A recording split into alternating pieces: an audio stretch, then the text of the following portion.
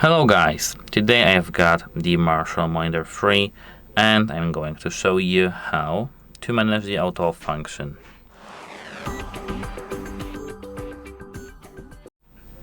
So as you can see here I've got our application. This application is called MARSHALL BILIFF. Here you need to scroll down till you see the power off timer. Tap it. Auto power off. You can disable it or you can enable it.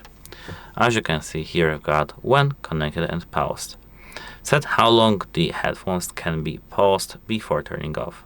You can tap it and select the time with the minutes, exact minutes. You can tap here, set standby time. Here I've got when not connected. Set how long the headphones can be left unconnected before turning off. And here the same thing, save standby mode.